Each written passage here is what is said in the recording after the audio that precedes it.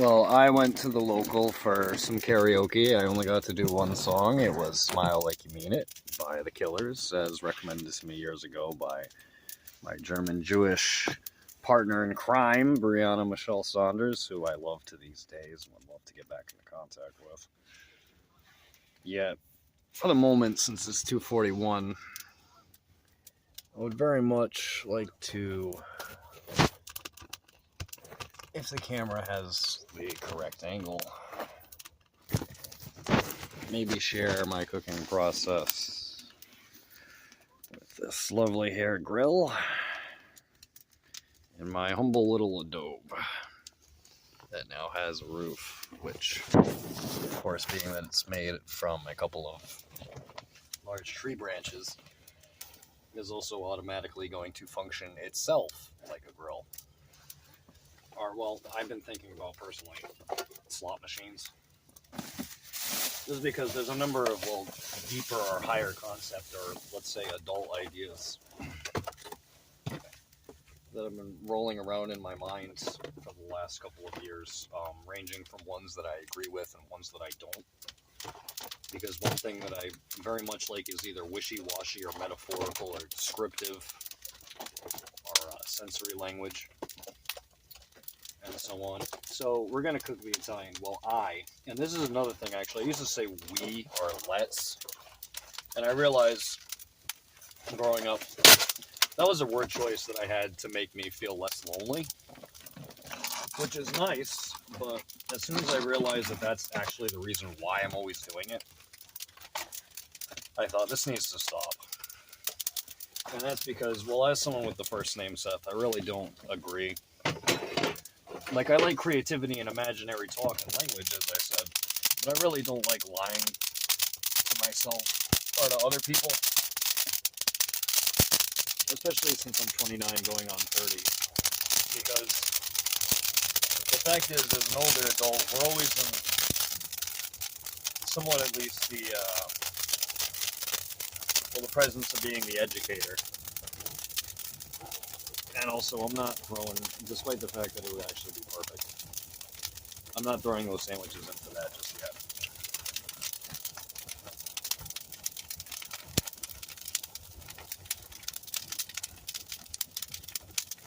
Actually, I still got some beef stew I made last night, but, well.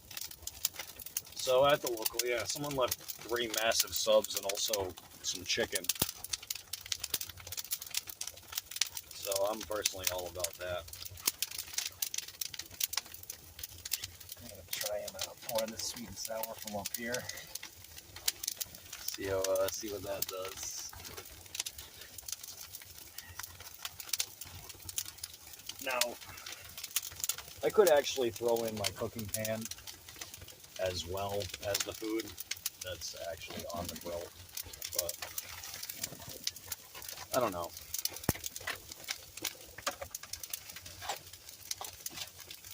Well, cooking is all about timing. I'm throwing some bread that someone gave me from their job. I like to attract birds to this spot. I made it thinking of Vikings. I'd say like an Italian cella style derricked pontoon. The fence to keep out animals and humans is a bunch of like bed boards and wood boards, solid wood, refined wood. The roof is 2 wood boards that I found, and so far 3 tree logs, and the tree logs are doing their job because the sparks from the fire are flying up in between them. And you would say, isn't that a fire risk? It isn't, because if the sparks are that small, they don't actually have enough heat to do anything. You know, common sense stuff. Alright, so I don't want to make a video of me eating food. There's a number of reasons worldwide why that's a really fucking mean idea, sort of. I'm just gonna put the fucking pot on the fire itself, honestly. Actually, because I believe in doing things the right way, I'm gonna put a pot onto a circular metal grill that I also have.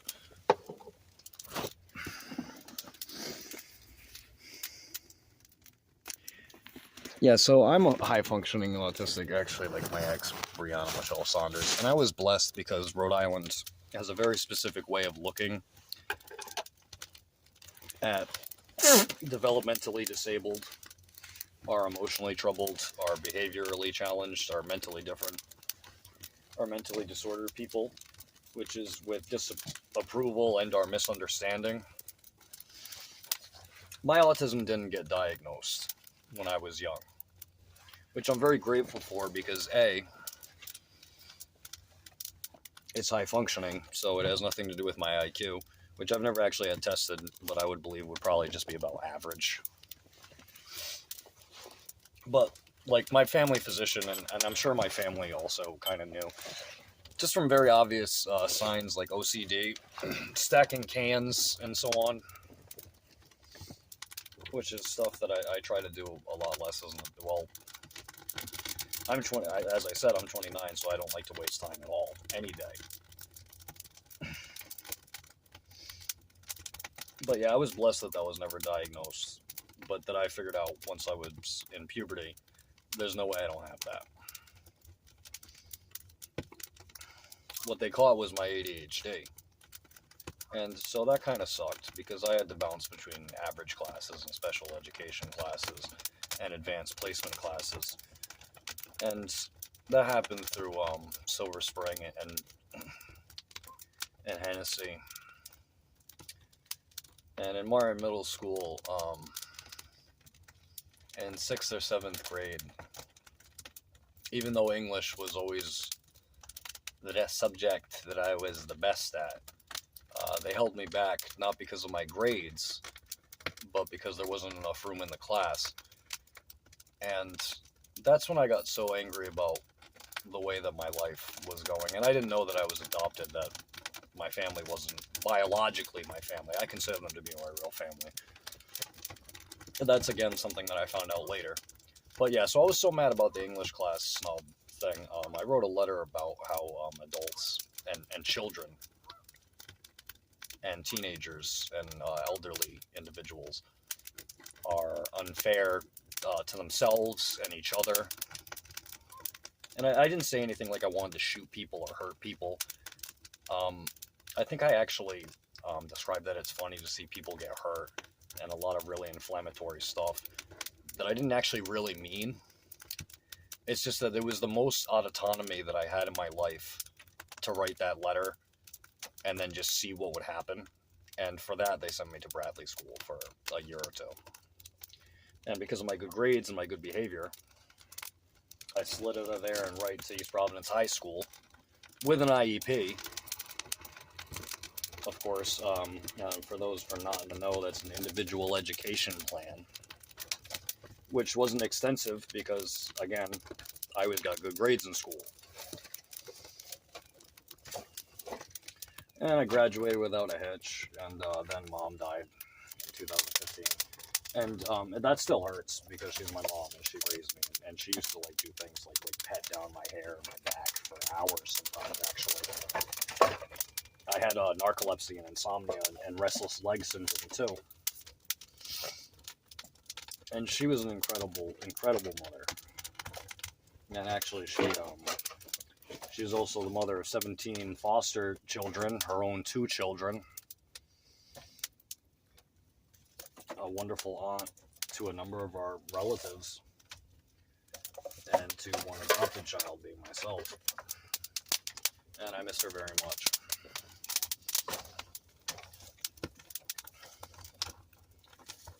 I recently reunited actually with an old friend of mine from the UK that I met through a pixel art and a role-playing website that I used to be a member of in high school. Because as I got older, I stopped liking to do things like fidgeting, like stacking things, like monotonous things, mindless things. And got more and more into art and stuff because I wanted to put, well, that and the ADHD energy, which kind of panders out and cools down as you get older. And that's one thing that's interesting to me actually about maturity, is that it wasn't just that. So like some people say, I grew out of having ADHD. But if you really think about that, with the way that adults pace themselves and from experience learn how to pace themselves, what happens is that you grow into having ADHD, is what I would say. Because that individuals with ADHD, the actual way that that works in scientific terms is that that brain and body has a more active metabolism, which also means that foods, drinks, mixtures, etc. are going to literally metabolize faster in their body. So for me, for instance, I always look at foods and drinks, and actually anything cigarettes or vapes or dab related as A, energy boosters, and B, as medicine. Which is why one passion of mine, and I didn't really actively talk about this until I got older, non-surprisingly, and maybe somewhat surprisingly, is not going to be camping, but actually is going to be wood cooking. Because instead of like a hippie way of looking at this, what I believe is that any system of cooking that's more raw, as in the materials that you use, defining rawness as from the earth, from earth. Because human-made things they're not from other planets, but they're processed, they're refined, like ultra-refined. Which is kind of the, I'll say the Gaulish French way of milking situations, are the Italian way of centering situations, our ingredients, are the English way of angling, our parrying elements and substances and ingredients and so on, led to the European rise of the Industrial Revolution, etc., because Europeans were a race of Africans that had to deal with a cold climate without knowing for sure if they were related to the rest of humanity or how closely they were. Which is I think, the reason why Europeans ended up being stuck as kind of the technology people. To bring that to modernism and postmodernism, my disagreement with that is that I think how easily people are able to cook actually detracts from the experience of cooking to itself. Not just chefery, as in the preparation and combination of ingredients, but in the health aspect of that. Which is like, for instance, you know, people might say it's some crackhead or some cokehead shit still. But in my apartment, at least, when and if, I would do things like maybe have some like pines and like some wood. Maybe like slap like a metal tray onto my stove and fucking turn my stove into a grill. And the reason why is because I would want the smoke and the flame that actually in some way imbues itself into the food to be natural. For only the purposes of the health of me and or anyone else that I'm cooking for. Which is also, besides culinarism, that also, and this is, as a 29-year-old, I actually need to talk about this tonight. There's an older male friend of mine, well, an older cousin of one of my classmates. And what I noticed about him is, in spite of being Italian Portuguese, I'm British English on my real father's side. I'm French Italian on my mother's side. Is that he reminded me very much of my Armenian Irish grandmother. And then I realized not just the aromatic and the synthesial aspect of cooking, but in just using cooking as a patience and a time test. It's something that he made so blatantly obvious that he was doing. And what that made me think of, actually, is something I've been thinking about for pretty much like a decade now, which is that as adults, as humans age into being adults, into being older adults, the skills and the skill sets that you pick up, I'm taking my socks off as I say this, selectively alternate into being processed and refined until they're a part of your consciousness fully. On the unconscious, subconscious, and conscious level. And the reason why I bring this up is because my life experiences in the last couple of years have spoken a lot to how people perceive me and get an impression of me, which directly relates always to better experiences being when I'm hygienic, when I've shaved, when I've cleaned myself, and my body and my brain agree with that. People should treat me better just for that sole reason. What I don't agree with is that also depends on the way I'm dressed,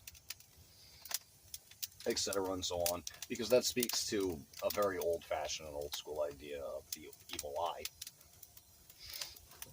which is that also people like to selectivize people that they either enjoy looking at or listening to.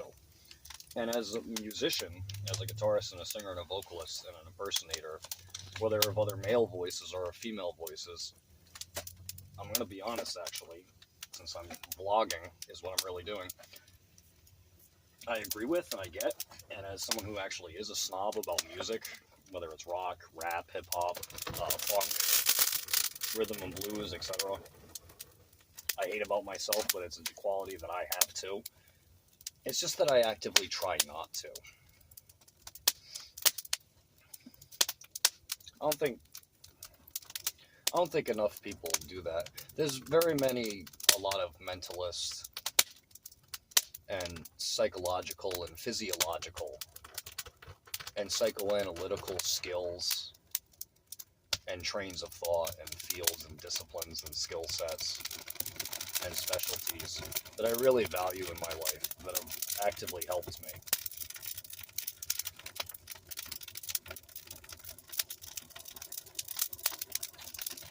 That you can tell when people either haven't heard of them or consciously and actively decided not to incorporate them is a word choice I was looking for earlier with what it is, how older adults grow into their skill sets. And one of those would be word choice, actually. So there's that.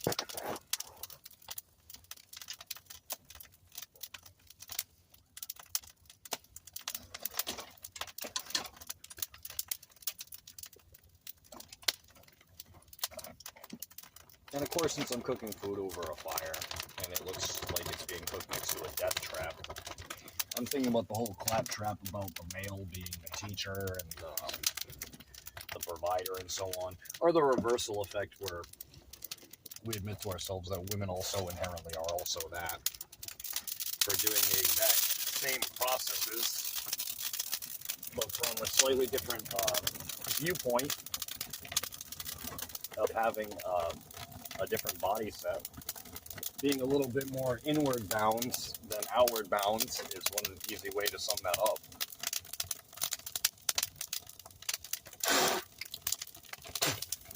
And what I've been coming to grips with and trying to be mature about is thinking about the fact that that actually is definitely a part, not of human, but of human mentality. Whether the individual in question is male, female, transgender, male to female, or female to male, or gender fluid, assigned male at birth, assigned female at birth.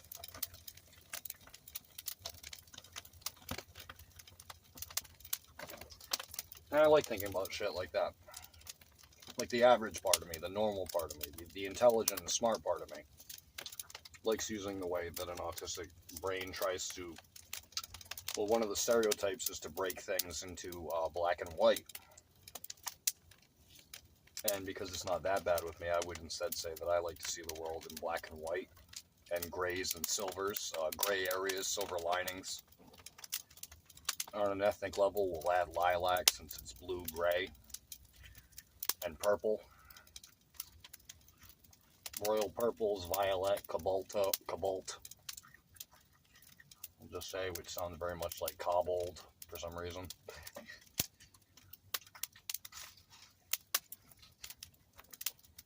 Like, I would say my political beliefs are post-structuralist.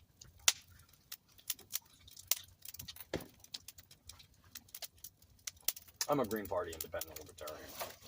And, you know, like, that's kind of a joke to say that, but it actually is my actual belief. Isn't strong enough, or I guess I should say stringent of a word.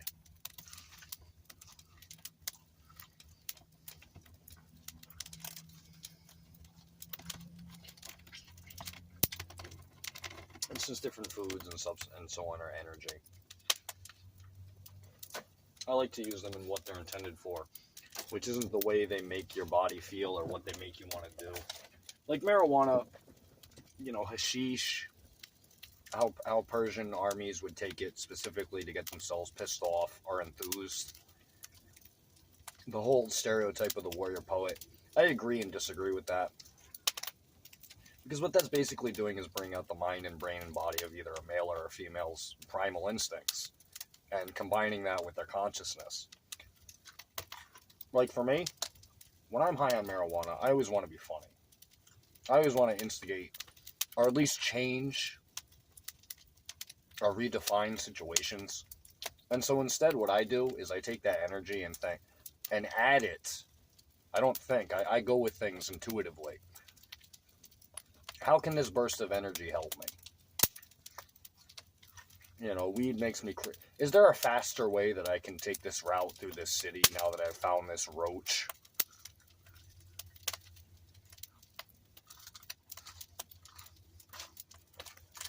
I don't know. We're at 22 minutes, so I'm going to cut it short at that.